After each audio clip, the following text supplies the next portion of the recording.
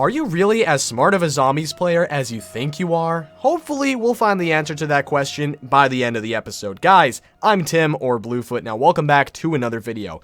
I have been playing zombies a lot lately. I have not been recording it much, simply because I just wanted to enjoy myself. I haven't been streaming a lot, and, I haven't made a video in like a week, but that's besides the point. I've been playing a lot of Zombies Chronicles. Now, of course, I've been playing with friends online, and I've also been playing with randoms that don't have mics. They're not really communicating with me, and, some of them are good. Some of them are generally smart zombie players, and they do certain things that indicate that. However, there is a handful of people that aren't. So I made a list of 10 different things that smart zombie players do instinctively. They don't really have to think about it too much, and just because you don't do the things on this list, that does not make you a stupid zombies player. Please don't go down to the comments and be like, well, I don't do this, so are you calling me stupid, Bluefoot? Really, what the hell's wrong with— No, I don't want to hear any of that shit. Rather, just take this as a friendly piece of advice, I guess, and this is not going to be a top 10. I'm just going to go through 10 things, no order, so let's just hop right into this. Smart zombie players don't really rebuild barriers on higher rounds. Now, I understand back in like World at War and Black Ops 1, and a map like Nocturne Toten, rebuilding barriers wasn't that difficult and wasn't that bad because there weren't many barriers on the map to begin with. It was a very small map,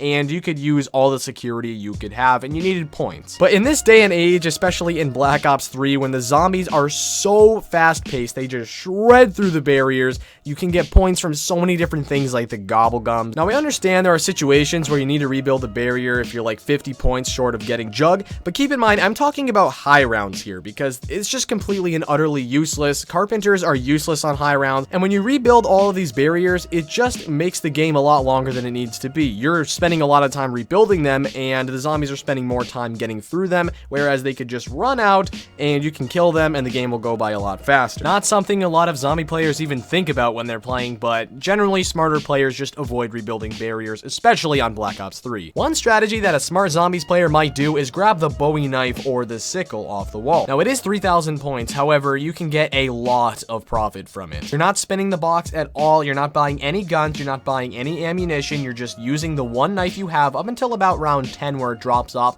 but you're getting 130 points per melee kill, which when you add it up through all those rounds that you're using it, you're getting a lot of profit, and in the higher rounds, you already have that sickle or Bowie knife you were thinking of maybe buying. This is a strategy that I would use on 3 different maps: Call of the Dead, Keynote Toten, or Derice. You can really do it on any map, but those are the maps where it is very accessible and it is such a fun strategy. Typically, smart zombie players tend to grab wall guns on the early rounds rather than spinning the box a bunch of times, and the reason for that is you want a 100% guarantee that you're gonna get a gun that can get the damage done, kill the zombies, and also get you points. So it would be wise to grab an SMG off the wall, relatively low cost, and in the end will give you a huge profit. On those lower rounds, points are very scarce, and when you spend them all through gambling with the box, you're never guaranteed a point maker. You might get something shitty like a war machine or an SMR that you A, will not want to keep, and B, will not get you any points. So smart zombie players tend to grab something that's profitable, and again, you can spin the box, but there's never that 100% guarantee. Now, this third thing kind of ties in with the last one, and I'll admit, I don't do this all the time, and that is you want to try to avoid the box as much as possible and use your gun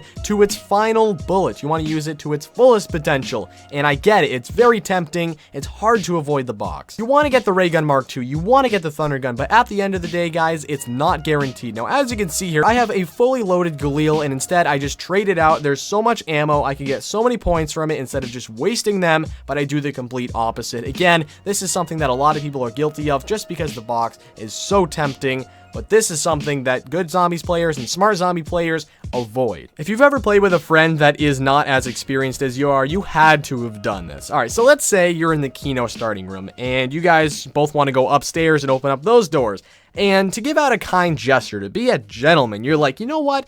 I'm going to open up the first door, and you're trying to be nice, when in the back of your mind, you know that second door is more expensive than the first one. Not by much, but you know that that first door is less expensive. You're just trying to act nice, but realistically, you're like low-key being a dick. I've done this so many times, it's hilarious. They don't actually know what's going on, which is the funny part. This is just a low-key troll, and like, I don't know, that's all it is. It's nothing serious. This next one's pretty obvious, but waiting for the coast to be clear before you'd grab a drop or revive somebody. Now, instead of just panicking and running into a horde of zombies to try to get something or revive revive someone, you need to take the zombies away in a horde, gather them up, run, make sure you have time to revive them, and then grab or revive whoever you want. Because I see all the time, as you can see in this clip actually, my friend just goes down trying to grab this nuke. Ridiculous. I try to run in, revive him. It's just hell. Smart Zombies players always have a plan B. They always have a way out of a shitty situation, whether it's having a gobble gum that'll save your ass, whether it's a wonder weapon, or whether it's just having an extra escape route. That player will tend to run the odds in their head and say, okay, if I take this corner, how fucked am I? I'm pretty fucked. So I'm gonna try to think of a plan B to get myself out of it in case things don't work out. This is something I struggle with because, I don't know, I just get really lazy and I don't think much about it when I get myself into these situations. Another thing smart zombie players tend to do is always keep the boss zombies in their sight, such as Brutus, the Panzer, the Thrasher, you name it, whatever the case is. I'll give you an example. Let's say on Shadows of Evil, it's round 50 and a Margwa spawns in. You're gonna want to make sure that the coast is clear. You want to make sure that all the zombies are out of the way. They're not going to be behind you. You want to make sure that everything is in your sight. Now that you have everything hoarded up and in control, you can slowly start to take out the boss zombie. This method is very obvious and a lot of people do it, but there are also a lot of people that just will run up to the Panzer, try to kill him, and they'll just down because they don't realize that you got to give it some time, you got to give it some space. That way you can kill the boss effectively. This next one's a little bit obvious, but it needs to be said. You need to watch your back. Smart zombie players always check that there's nothing behind them, as you can see in the gameplay right here. I find this to be true especially in Black Ops 3 when the spawns of the zombies are so fucked. They'll spawn directly behind you and you won't even hear them half the time. That's why you want to check your back at all times. There have been so many instances where I've just seen a player stand out in the wide open where there's a bunch of zombies approaching from behind. He doesn't even realize it, so I'll have to like shoot my thunder gun or something to save his ass. Be like, dude,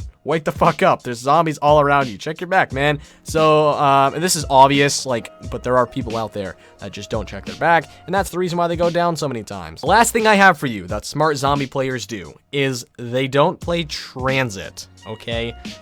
Just kidding. This one is map specific and it goes for Ascension, and what smart people tend to do on Ascension, instead of grabbing all 4 perks and having the monkeys just stealing all of them, just stick with 2, and the ones that I recommend are Quick Revive and Juggernog, since you can cover both of them at the same time. Fortunately and unfortunately, on solo, of course, we're talking solo, the monkeys, if they don't hump your perk machine and try to steal your perks, you do get a free perk, and that's what happened here when I got Speed Cola and Mule Kick. On solo, I don't want these perks. They're just going to be a nuisance, and I'm going to have to cover them, or I might be tempted to, but realistically, you only need 2 perks, and that's what smart people tend to do on Ascension. Again, you're not stupid if you grab other perks. It just means that you're just going to have more to cover, and a wiser person might think, well, only 2 perks is needed. Again, just so there's no trigger warnings. But anyways, yeah, let me know what you guys think down below. Leave me any suggestions for more videos. Also, drop a like on the video if you want. Let's aim for 30, 40 likes. I don't know. Just surprise me, okay? Show your support if you want. The Twitter link is down below. The Instagram link is down below. Hope you guys have an awesome day. I gotta go. Peace out.